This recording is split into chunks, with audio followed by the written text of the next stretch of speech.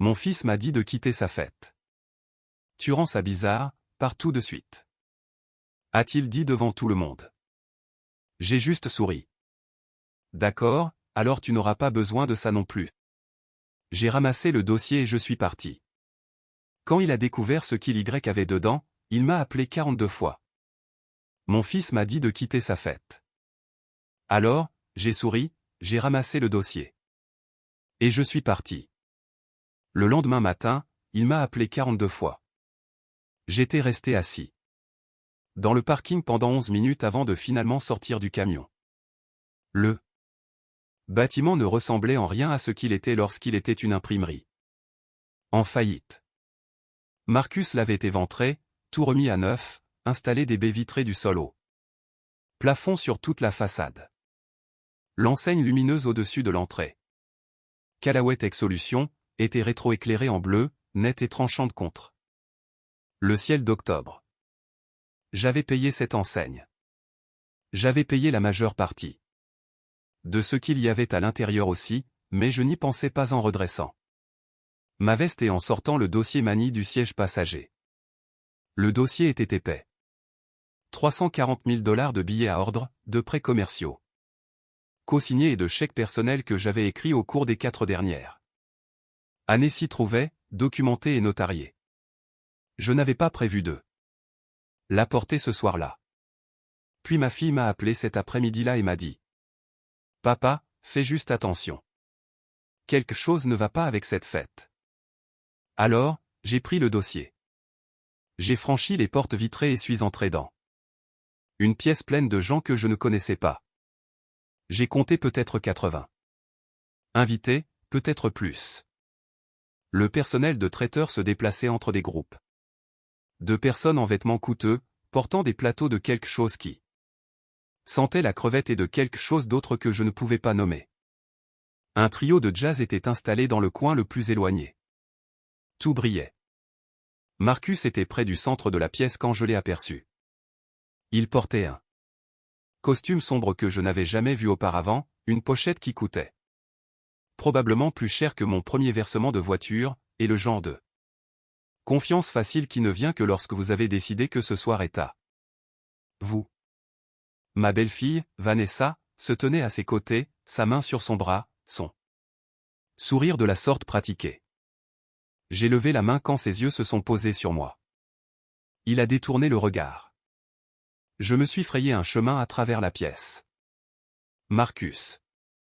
J'ai tendu la main. Pour la poignée de main que nous avions toujours faite, ma main tendue. Félicitations. Cet endroit est incroyable. Il a jeté un coup d'œil à ma main. Puis à Vanessa. Quelque chose s'est passé entre eux. Papa. Sa voix était basse et sèche. Je ne pensais pas que tu porterais ça en fait. J'ai regardé vers le bas.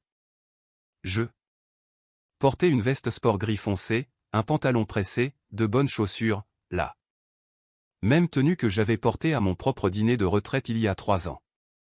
Qu'est-ce qui ne va pas avec ça? Rien. Il l'a dit comme les gens disent. Rien, quand ils veulent dire tout. Vanessa s'était déjà détournée pour saluer quelqu'un d'autre. J'ai trouvé un siège près du bord de la pièce, près d'une table haute avec un petit centre de table. Une femme que je ne reconnaissais pas m'a fait un signe de tête poliment et s'est éloignée. J'ai posé le dossier sur mes genoux et j'ai regardé mon fils faire le tour de la pièce. Il était doué pour ça. J'en avais toujours été fier. Il avait l'aisance de sa mère avec les gens, sa capacité à faire en sorte que quiconque à qui elle parlait se sente comme la seule personne dans la pièce. Hélène était partie depuis 6 ans maintenant, et parfois, regarder Marcus se déplacer dans une foule était ce qui se rapprochait le plus de la revoir. Une heure passa. La nourriture arriva. J'ai pris une assiette et j'ai mangé. Lentement, en observant un homme, que j'ai appris plus tard être un contactant. Capital Risque, a fait un court discours sur la vision et le leadership de Marcus. Marcus a répondu par des remarques polies et chaleureuses, mentionnant sa femme 2 fois, son équipe 3 fois et son père 0 fois. Je me suis dit que ça n'avait pas d'importance. Puis Marcus a de nouveau tapé sur le microphone. Il faisait un deuxième tour de remerciements, nommant des personnes spécifiques. Des partenaires commerciaux, des mentors qu'il avait trouvés par lui-même, un ancien professeur qui avait cru en lui, un ami qui lui avait prêté un espace de bureau. Pas un mot sur l'homme qui avait co-signé le prêt commercial original quand aucune banque ne voulait le toucher. Pas un mot sur la personne qui avait écrit chèque après chèque lorsque les 2 premiers lancements de produits avaient échoué.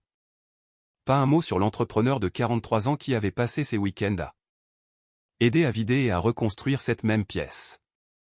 J'ai réfléchi à cela un instant.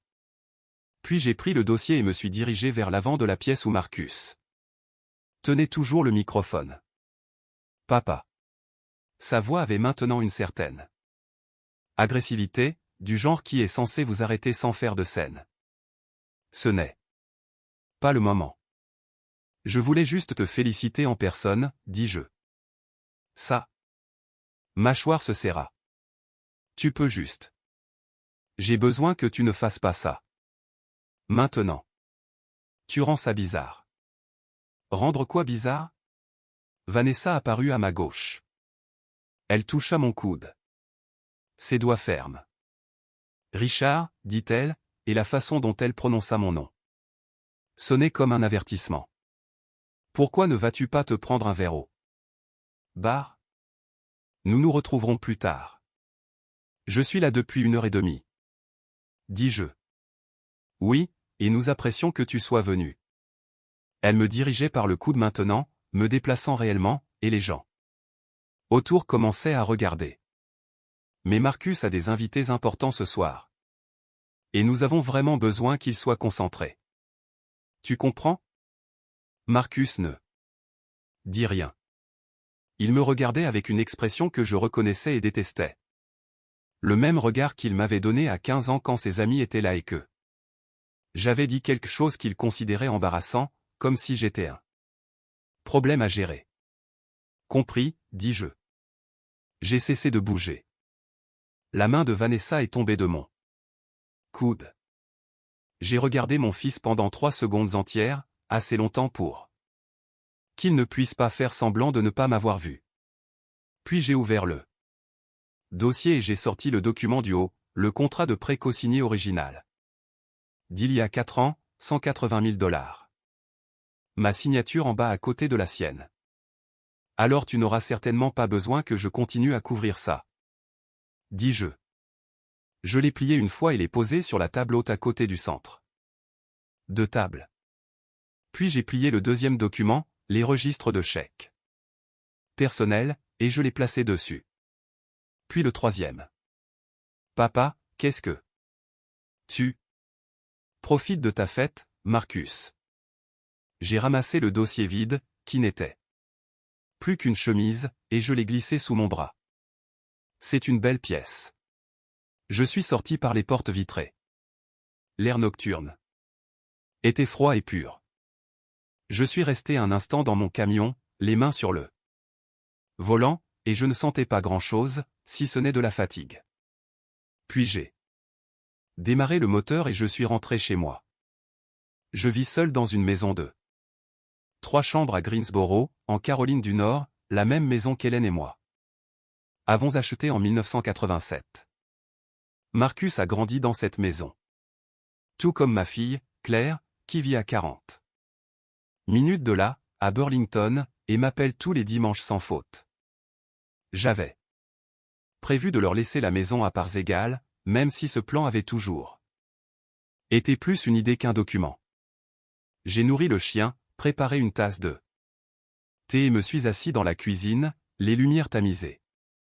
Le dossier était sur la table devant moi, vide. J'ai fixé le grain du bois et j'ai réfléchi à ce que j'avais réellement fait. Le téléphone s'est allumé.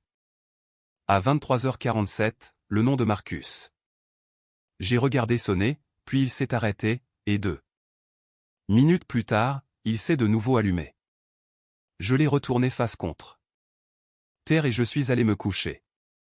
Le matin, il y avait 14 appels manqués. J'ai préparé le petit déjeuner, sorti le chien, et appelé Claire. J'ai entendu, dit-elle avant que je ne puisse commencer. Vanessa m'a envoyé un message à minuit. Elle a dit que tu avais fait une scène à la fête et que tu avais contrarié Marcus. Quel genre de scène?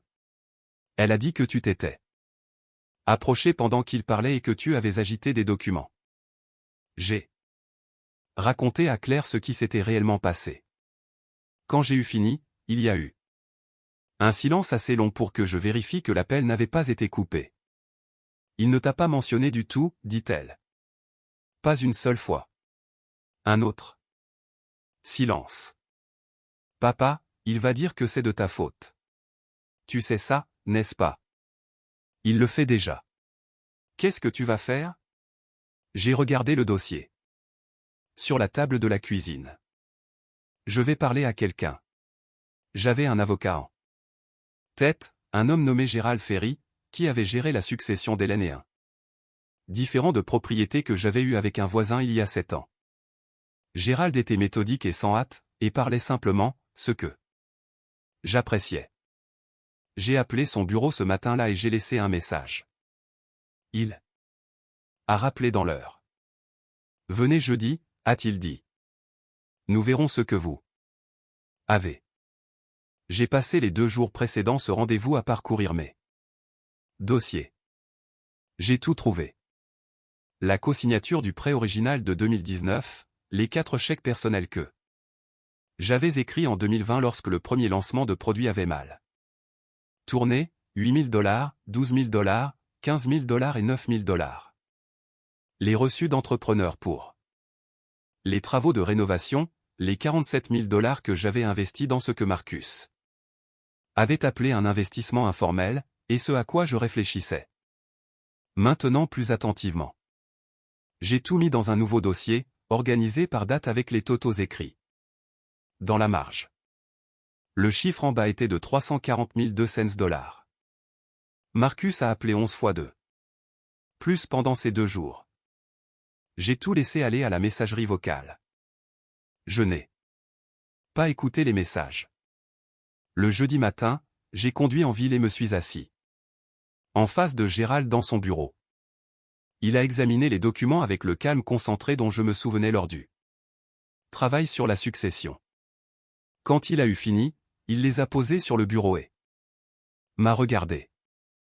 Le prêt co-signé est intéressant, a-t-il dit. Vous n'êtes pas l'emprunteur principal, mais vous êtes responsable. Voulez-vous formellement demander le recouvrement, ou s'agit-il davantage de clarifier votre position? Les deux, ai-je dit. Les chèques personnels sont plus délicats sans un accord de prêt écrit.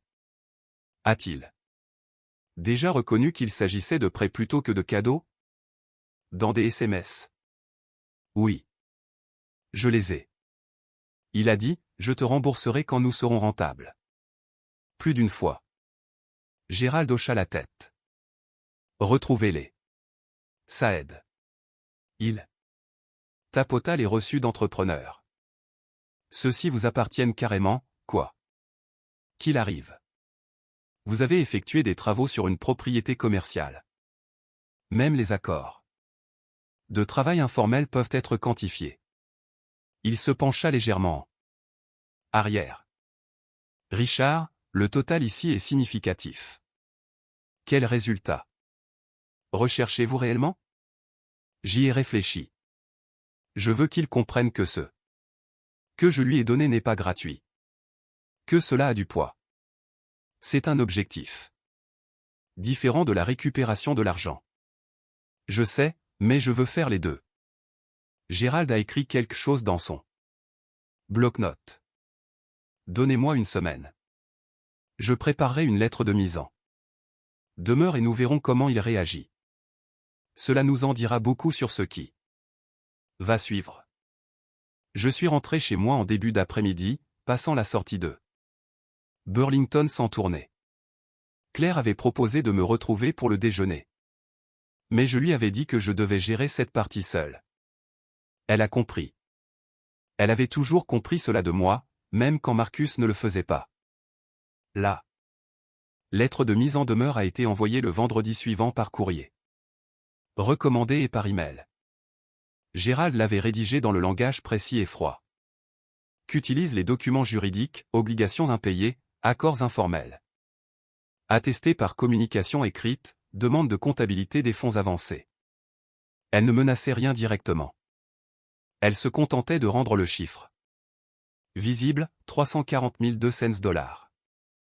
J'étais dans le garage, en train de réorganiser les bacs de rangement, lorsque Marcus a appelé le samedi matin. Cette fois, d'un numéro que je ne reconnaissais pas. J'ai répondu avant de réaliser. Tu as vraiment engagé un avocat? Sa voix était tendue, d'une manière que je n'avais pas entendue. Depuis qu'il était adolescent et que je l'avais surpris à mentir sur l'endroit où il était allé. Pour m'envoyer une lettre? Comme si j'étais n'importe quel père. Qu'est-ce qui ne va pas chez toi? Bonjour, Marcus. Ne fais pas ça. Ne sois pas calme comme si c'était normal. Tu as quitté ma fête et maintenant tu m'envoies des documents juridiques. Tu comprends à quel point ça a l'air fou? Je comprends que ça a l'air incommode. Ça a l'air de vouloir détruire ce que j'ai construit. J'ai posé le bac que je tenais. Ce que tu as construit, ai-je dit. Parlons de ce que tu as construit. Et voilà. J'ai co-signé un prêt dont tu avais besoin parce que ton crédit n'était pas assez solide pour l'obtenir seul. Je t'ai fait 4 chèques en 2020 quand ton produit a échoué. Tu m'as dit que tu me rembourserais quand tu serais rentable. L'entreprise est-elle rentable? Maintenant, Marcus? Silence. La rénovation de ce bâtiment. J'ai sacrifié 8 week-ends. J'ai conduit 3 heures aller-retour. Je ne t'ai jamais rien demandé en retour, si ce n'est d'être traité comme si j'avais ma place dans la pièce que j'ai aidé à construire. Ma voix resta égale. J'avais décidé avant cet appel que je ne la lèverais pas. Mardi dernier, ta femme m'a conduit au bar par le coude comme si j'étais quelqu'un qui s'était égaré dans la rue. Vanessa essayait juste de. Je n'ai pas besoin que tu m'expliques. Vanessa. J'ai besoin que tu comprennes ce que tu me dois. Pas seulement l'argent. La simple décence humaine. Il resta silencieux un instant. Quand il reprit la parole, sa voix avait changé, moins tranchante. Plus prudente. Je t'enverrai quelque chose. Un chiffre. Nous pourrons établir un plan de paiement. Je ne suis pas intéressé par un plan de paiement. Je suis intéressé par le fait que tu comprennes ce qui s'est passé. Je comprends que tu es en colère. Ce n'est pas la même chose. Papa, j'ai 40 employés et 3 investisseurs qui t'ont tous vu t'approcher de moi en plein discours avec une pile de papier. Tu sais à quoi ça ressemblait? Est-ce que tu te soucies de ce que ça a fait à ma crédibilité? J'ai failli rire. Ta crédibilité? J'ai repris le bac de rangement. Envoie la lettre à Gérald. Il s'occupera du reste. J'ai raccroché. Le garage était silencieux, par le bruit d'une tondeuse à 2 maisons de là. Je suis resté là 1 minute. Respirant simplement. Puis je suis retourné au bac. Claire est arrivée ce soir-là sans prévenir, ce qu'elle ne faisait presque jamais. Elle a apporté des plats à emporter du restaurant thaïlandais de Burlington que j'aimais et nous nous sommes assis à la table de la cuisine comme nous le faisions quand les enfants étaient adolescents et qu'il fallait discuter de quelque chose. Il m'a appelé, dit-elle. Elle défaisait un rouleau de printemps sans le manger. Il a dit que tu essayais de le ruiner. J'ai envoyé une lettre documentant ce qu'il me doit. Ce n'est pas ce qu'il a dit. Je sais que non. Elle leva les yeux de son rouleau de printemps. Qu'est-ce qui se passe réellement, papa? Jean, sous tout ça? J'ai pris une Longue inspiration. J'ai passé 6 ans après la mort de ta mère à me faire plus petit pour ne pas gêner. J'ai cessé d'avoir des opinions sur les choses. J'ai cessé de demander des choses. J'ai compris comment être utile sans être présent. J'ai regardé la table. J'ai donné à Marcus tout ce qu'il a demandé. Parce que c'était comme la dernière chose utile que je pouvais faire. Et à cette fête, j'ai réalisé qu'il avait décidé que j'étais juste une ressource. Pas une personne, une ressource. Claire était silencieuse. Il n'a pas prononcé mon nom une seule fois, dis-je. Pas une seule fois. Devant tous ces gens. J'étais dans cette pièce pendant 1 heure et demie et j'étais invisible pour lui. La seule fois où il m'a remarqué, c'est quand je suis devenu incommode. Elle a tendu la main sur la table et a posé sa main sur la mienne. De quoi as-tu besoin de ma part? Rien. J'avais juste besoin de le dire à voix haute à quelqu'un qui m'aime. Elle est restée 2 heures, et nous avons parlé de tout sauf de Marcus. Quand elle est partie, elle m'a longuement serré dans ses bras sur le pas de la porte. J'ai regardé ses feux arrière jusqu'à ce qu'ils disparaissent au coin de la rue. Puis je suis rentré et j'ai senti quelque chose bouger dans ma poitrine. Pas mieux. Pas pire. Juste différent. Comme si quelque chose qui avait été maintenu en place pendant des années était enfin en mouvement. Je n'avais pas mis mon testament à jour depuis la mort d'Hélène. Je le savais. Gérald l'avait mentionné les 2 fois où j'avais travaillé avec lui. C'était l'une de ces choses que je ne cessais de repousser parce que le faire me donnait l'impression d'admettre que j'étais plus proche de la fin que du milieu. Et après la mort d'Hélène, je n'étais pas en état de penser clairement à tout cela. J'ai appelé Gérald le lundi matin. Je dois mettre à jour mes documents de succession, ai-je dit. Tout ça. Je me demandais quand vous alliez vous y mettre, a-t-il dit d'un ton doux d'un homme qui avait attendu patiemment. Venez mercredi. J'ai passé mardi soir à faire le point sur les chiffres. La maison valait entre 380 000 $ et 420 000 $ selon le marché. J'avais un compte de retraite, un portefeuille d'investissement, une deuxième propriété à Asheville que j'avais acheté comme location il y a 15 ans et qui valait maintenant considérablement plus que ce que j'avais payé. Tout additionné, le chiffre était de plus de 1,2 million de $. Pas une fortune, mais pas rien. 4 décennies de travail. Je me suis assis avec un bloc-notes et j'ai écrit ce qui me semblait juste. Pas ce qui était attendu. Ce qui était juste. Gérald m'a tout expliqué le mercredi après-midi.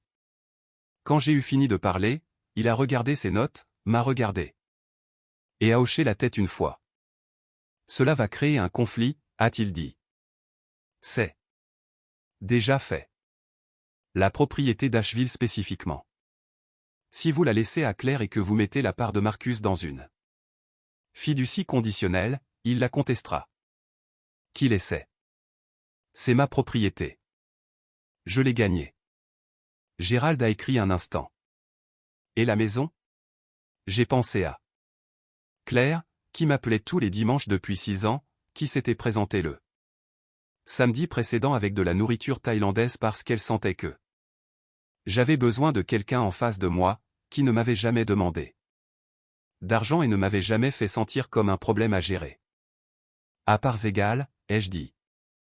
Mais je veux que ce soit structuré de manière à ce que sa part ne soit libérée que sous certaines conditions.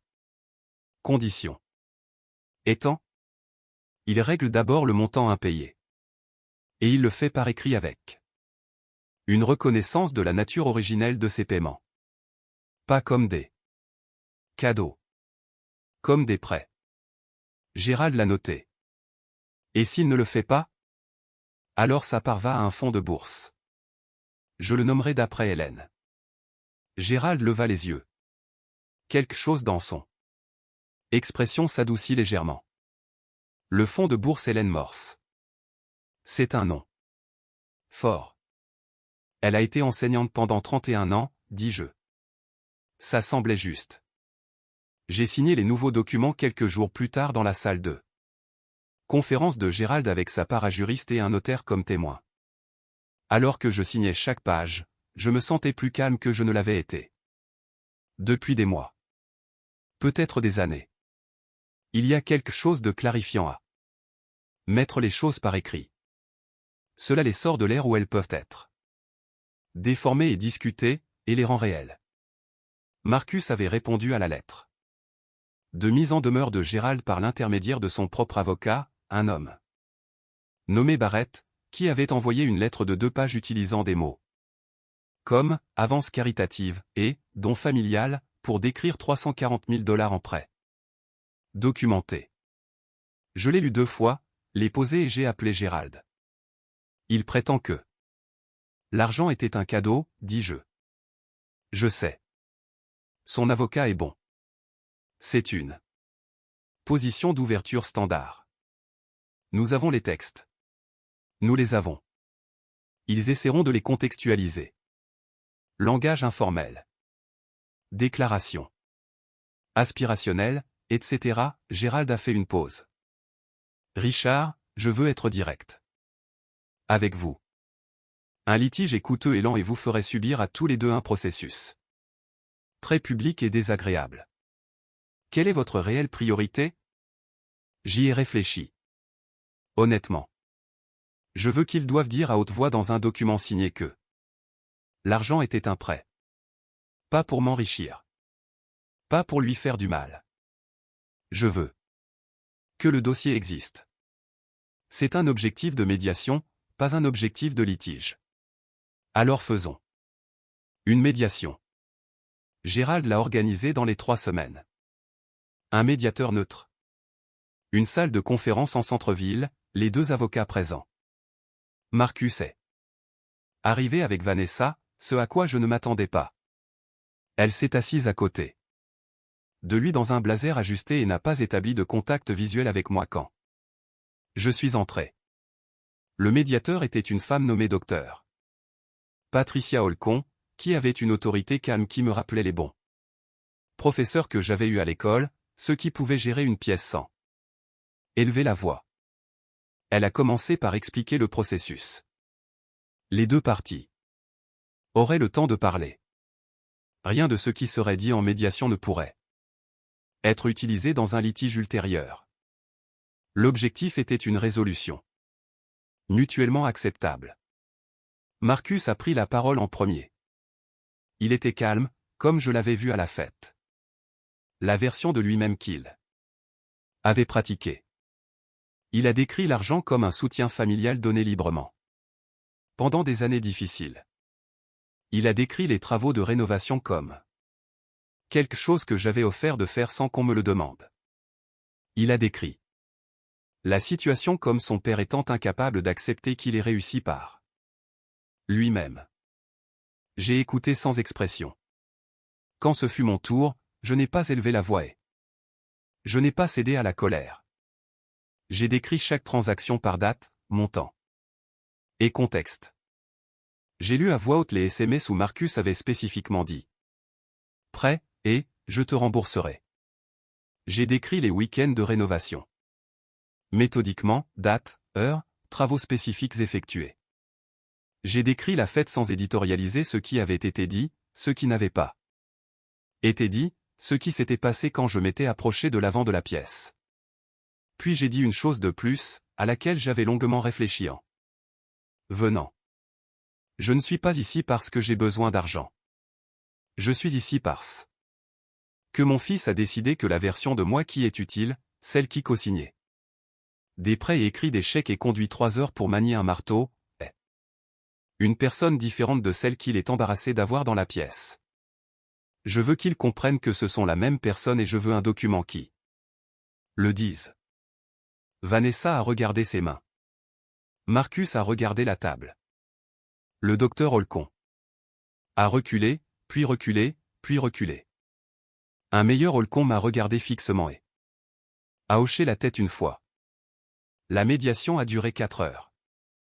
À la fin, l'avocat de Marcus avait accepté un calendrier de remboursement en 180 000 $ sur 3 ans à compter de 60 jours après la signature et une reconnaissance écrite.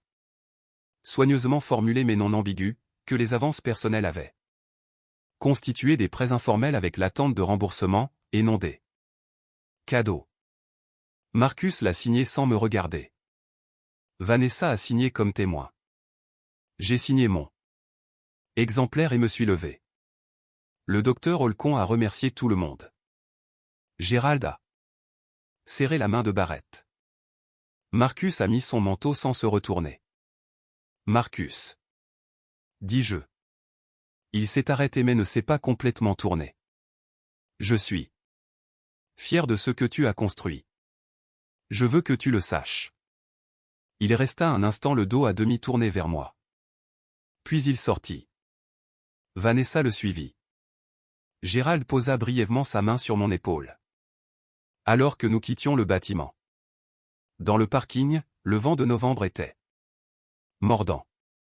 Je me suis assis dans mon camion et j'ai regardé la copie signée de la reconnaissance dans le dossier de Gérald sur le siège passager. Je ne me sentais pas triomphant. Je me sentais fatigué de la façon qui vient. Après que quelque chose de long et de difficile est enfin terminé. J'ai dîné avec Claire ce vendredi-là. Elle avait choisi un endroit à Burlington qu'elle savait que j'aimais, un steakhouse qui était là depuis que nous avions emménagé. En Caroline du Nord, le genre d'endroit qui ne change pas son menu et n'en a pas besoin. Nous nous sommes assis dans une cabine d'angle et je lui ai tout raconté. Quand j'eus fini, elle resta silencieuse un instant. Que se passe-t-il maintenant? Maintenant, je vais déterminer à quoi je veux que la prochaine partie de ma vie ressemble. Qu'est-ce que ça signifie concrètement? J'ai coupé un morceau de steak et j'y ai réfléchi. J'étais dans cet état d'attente depuis la mort de ta mère, travaillant sur des choses pour d'autres, conduisant au projet de Marcus, attendant les dîners de famille qui n'avaient plus lieu. J'étais utile, mais j'étais invisible, et j'ai laissé ça arriver. J'ai posé la fourchette. Je veux arrêter de laisser ça arriver. Elle me regarda à travers la table. Papa, qu'est-ce que tu vas faire?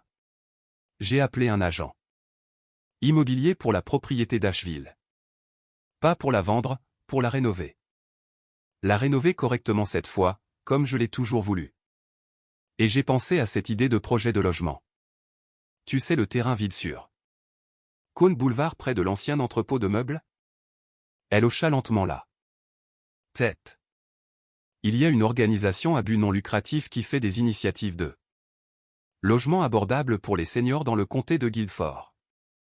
J'ai rencontré le directeur lors d'un événement de la chambre il y a 2 ans.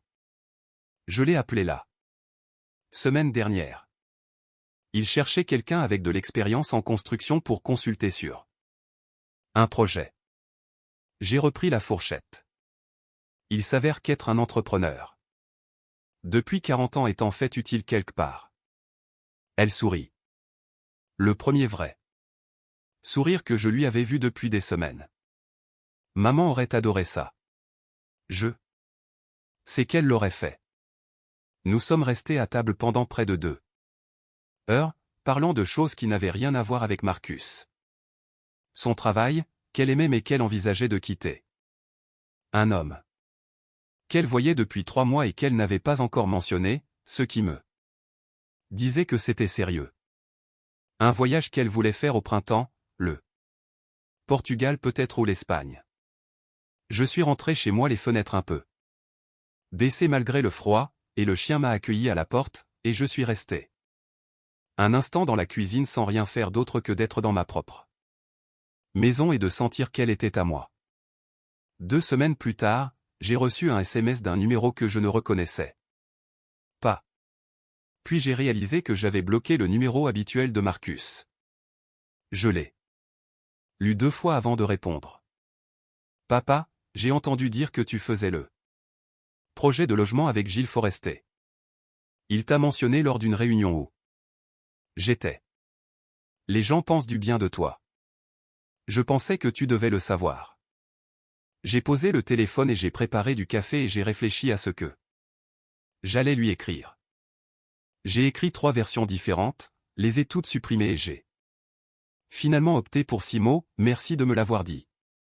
Sa réponse est arrivée 4 minutes plus tard. J'ai beaucoup réfléchi à ce que tu as dit en médiation à propos de la même personne. Je n'ai pas encore les bons mots, mais je crois que je comprends ce que tu voulais dire. Je l'ai lu 3 fois. J'ai pensé à Hélène, qui avait toujours cru que les gens pouvaient grandir si on leur donnait l'espace et la raison de le faire. J'ai réfléchi à savoir si c'était de la croissance ou de la stratégie. Je n'étais pas sûr qu'il soit encore possible de le savoir. C'est un début, lui ai-je répondu. Je n'ai pas eu de ces nouvelles pendant encore 3 semaines. Puis un chèque est arrivé par courrier recommandé, le premier versement de l'échéancier de remboursement, exactement le montant convenu, attends. Pas de mots, pas de carte, juste le chèque. Je l'ai déposé et j'ai mis le reçu dans le dossier que je tenais à cet effet. L'organisation de Gilles Forester s'appelait Piedmont Housing Forward et le projet était un développement de 24 unités sur une parcelle près du centre-ville de Greensboro, conçue spécifiquement pour les résidents de plus de 65 ans à revenus fixes. Je suis devenu consultant bénévole en construction, ce qui signifiait que j'assistais aux réunions de planification, visitais le site et disais aux architectes quand quelque chose allait coûter 3 fois plus cher qu'il ne le pensait et pourquoi. C'était l'engagement le plus fort que j'ai ressenti depuis des années. Lors de la première réunion de chantier, Gilles m'a présenté au groupe et a mentionné mon parcours. Une des jeunes architectes, une femme nommée déjà qui n'avait pas 30 ans, me regarda avec le genre d'évaluation franche que les jeunes professionnels donnent aux plus âgés lorsqu'ils essaient de savoir si l'expérience est réelle. Combien de temps en construction résidentielle ? Demanda-t-elle. 37 ans. 20. En tant que mon propre entrepreneur. Commercial aussi ? Un peu. Plus. Récemment. Elle hocha la tête et se retourna vers les plans. Mais elle commença à me poser des questions après cela et à la fin de la réunion, nous étions plongés dans une conversation sur le drainage des fondations que tout le monde avait délaissé. Sur le chemin du retour, je réfléchissais encore au problème et j'ai réalisé que j'attendais avec impatience la réunion de suivi de jeudi d'une manière que je n'avais pas ressentie depuis longtemps. J'ai appelé Claire le dimanche comme d'habitude. Elle a demandé comment le projet avançait et j'ai parlé pendant 20 minutes sans m'arrêter, ce qui n'est pas mon habitude. Elle a ri et a dit que je semblais être une personne différente. Je me sens comme une personne différente, ai-je dit. Différente en bien ? Oui, dis-je. Différente en bien. La rénovation d'Asheville avançait aussi, plus lentement que je ne le voulais, mais régulièrement. J'avais embauché un entrepreneur local en qui j'avais confiance et je montais toutes les 2 semaines pour vérifier l'avancement des travaux. La propriété était une maison de ranch des années 1960 avec de bonnes fondations qui avaient été louée pendant 15 ans et avait besoin d'une sérieuse mise à jour. J'y investissais de l'argent réel, le genre d'argent que l'on ne dépense pas à moins d'être engagé à garder quelque chose. Mon plan était de la garder, de ne pas la louer, de ne pas la vendre, de l'utiliser. Un endroit où aller quand j'avais besoin d'être ailleurs, quelque part qui n'avait rien à voir avec la version de ma vie à Greensboro. Hélène avait adoré Asheville. Nous avions parlé d'y prendre notre retraite. Un autre plan qui a été dépassé par les événements. J'y suis allé un week-end d'octobre et j'ai passé 2 jours à visiter la rénovation en cours, à prendre des notes, à discuter de l'aménagement de la cuisine avec l'entrepreneur. Le samedi soir, je me suis assis sur la véranda arrière avec une bière et j'ai regardé les dernières lueurs du jour quitter le ciel au-dessus des montagnes, et j'ai ressenti quelque chose que je ne peux décrire que comme la paix pas le bonheur, quelque chose de plus calme que cela. L'absence de la tension de bas. Niveau que j'avais porté si longtemps que j'avais oublié ce que c'était que de ne pas l'avoir. J'ai pensé à Marcus. J'ai pensé à la fête, au dossier, à la médiation. J'ai pensé au moment où j'étais sorti par ces portes vitrées et m'étais assis dans mon camion, me sentant vieux et invisible. J'ai pensé à ce qu'il avait fallu pour cesser de me sentir ainsi. Ce n'avait pas été une seule chose. Ce n'avait pas été la lettre, ni la médiation, ni le testament. Ça avait été la décision, qui est venue en premier et a rendu tout le reste possible. La décision d'arrêter de me rendre plus petit pour que quelqu'un d'autre puisse se sentir plus grand. Hélène le savait à mon sujet. Elle me l'avait dit plus d'une fois, avec sa gentillesse directe, que je donnais trop et demandais trop peu, et qu'un jour ce déséquilibre me coûterait quelque chose. J'ai toujours pensé qu'elle parlait d'argent. Il s'avère qu'elle parlait de quelque chose de plus difficile à remplacer. Le dimanche matin, je suis rentré à Greensboro, les fenêtres baissées et la radio allumée, ce que je n'avais pas fait depuis des années. Mon téléphone a vibré quelque part près de Charlotte, un SMS de Marcus me demandant si j'étais libre pour un appel cette semaine. J'ai attendu d'être chez moi, que le chien soit nourri et que j'ai une tasse de café avant de répondre. Mercredi soir, ça me va, ai-je écrit, après 19h. D'accord, a-t-il répondu. Merci. J'ai mis le téléphone dans ma poche et je suis allé à mon bureau où les plans de Piedmont Housing Forward étaient étalés sur la surface. Déjà avait envoyé une proposition de drainage révisée que je voulais examiner avant la réunion de jeudi. Je me suis assis et me suis mis au travail. Le mercredi arriva et Marcus appela. À 19h08, ce qui signifiait qu'il était nerveux. J'avais toujours su le dire. Avec lui. Salut, dit-il. Salut. Une pause. Comment va le projet de logement? Très bien. Nous avons commencé les travaux la semaine dernière. C'est génial. C'est vraiment génial, papa. Il semblait sincère. En fait, je l'ai mentionné à l'un de mes investisseurs. Il s'avère que sa mère a un revenu fixe et cherche exactement ce genre d'endroit. Je ne sais pas si c'est une information utile. Ça pourrait l'être. Je le mentionnerai à Gilles. Une autre pause. C'était la danse, tournée autour de la chose qui devait être dite. J'ai suivi une thérapie, dit Marcus, depuis août environ. Vanessa et moi tous les deux. Pas seulement ensemble, séparément aussi. Il s'arrêta. Je ne dis pas ça pour avoir du crédit. Je le dis parce que c'est pertinent pour ce que je veux te dire. D'accord. J'ai beaucoup réfléchi à pourquoi j'ai fait ce que j'ai fait à la fête. Pas seulement à la fête. Avant ça aussi. Depuis quelques années, honnêtement. Sa voix était prudente, comme s'il lisait quelque chose qu'il avait écrit. Je crois que j'avais honte de mes débuts. Pas de toi, mais de l'aide dont j'avais besoin. Comme si les gens voyaient à quel point tu m'avais aidé, ils penseraient que je ne l'avais pas fait moi-même. Et donc j'ai juste. Je t'ai rendu plus petit pour pouvoir me sentir plus grand. Et c'était faux. Je suis resté silencieux un instant. C'est plus difficile à dire que la plupart des gens ne le font, dis-je. Il a fallu quelques mois de thérapie pour en arriver là. Je sais. Je suis désolé, papa. Je suis désolé pour la fête. Je suis désolé pour les années précédentes où je t'ai fait sentir comme une note de bas de page. Tu n'es pas une note de bas de page. J'ai pris une respiration. Dehors, par la fenêtre, le quartier était sombre et calme. Le chien dormait sur le sol à côté du bureau. Les plans d'Asheville étaient toujours sur la surface. Devant moi. J'accepte les excuses, ai-je dit. Je veux que tu le saches.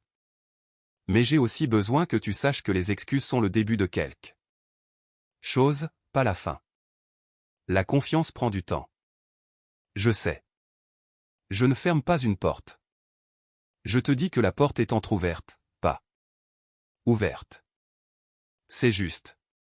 Et Marcus, le deuxième paiement est dû en mars. Ah. Tant.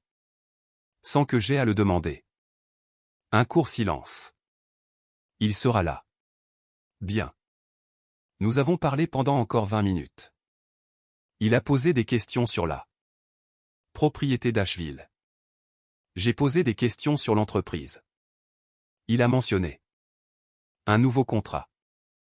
Quelque chose avec un réseau hospitalier à Charlotte, ce qui sonnait comme un véritable progrès. Je ne lui ai pas dit que j'étais fier de lui parce que c'était trop tôt pour ça, et cela aurait semblé que je pardonnais plus que je ne le faisais. Mais je l'ai pensé. Après avoir raccroché, je suis resté assis un moment avec le café qui refroidissait dans ma main. Il y a 6 mois, j'étais invisible dans une pièce que j'avais aidé à construire.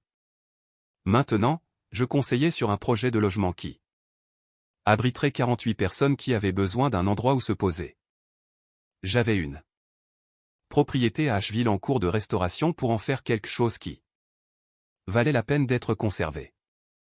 J'avais une fille qui appelait tous les dimanches et arrivait avec de la nourriture thaïlandaise quand j'en avais besoin. J'avais une reconnaissance signée dans un dossier légal qui disait que le dossier existait, que le poids était réel, que je n'étais pas une note de bas de page. Et j'avais, pour la première fois en 6 ans, une vie qui me ressemblait. Le projet de logement a eu sa cérémonie officielle d'inauguration un froid matin de novembre. Un petit rassemblement de fonctionnaires municipaux, de membres de la communauté et de l'équipe du projet. Gilles m'a demandé de dire quelques mots. Je ne suis pas un orateur, mais je me suis tenu là, le vent venant du champ, et j'ai dit ce que je pensais vraiment. Que le logement est une dignité, et que la dignité est ce que les gens méritent. À la fin d'une vie de travail, et que j'espérais que chaque personne qui vivrait un jour dans ces unités le ressentirait. Ensuite, déjà m'a tendu un café de la table du traiteur et m'a dit sans préambule, tu restes pour la phase 2, n'est-ce pas? Personne ne m'a demandé pour la phase 2. Je te le demande. J'ai pris le café. Derrière elle, le terrain vide était délimité par des drapeaux d'arpentage, les os nus d'eux. Quelque chose qui finirait par être réel, solide et utile. Oui, dis-je. Je resterai. Elle hocha la tête comme si c'était réglé et retourna parler à l'architecte. Je restai là 1 minute de plus dans le froid. Regardant simplement les drapeaux dans le sol, pensant à ce qui est construit. À ce qui est laissé derrière, et à la différence entre les deux. Avant de partir, si vous avez suivi, laissez un commentaire en disant quelle heure il est chez vous. Et si cette histoire vous a touché, aimez et abonnez-vous à Shadow Vengeance. Une nouvelle histoire vous attend à gauche.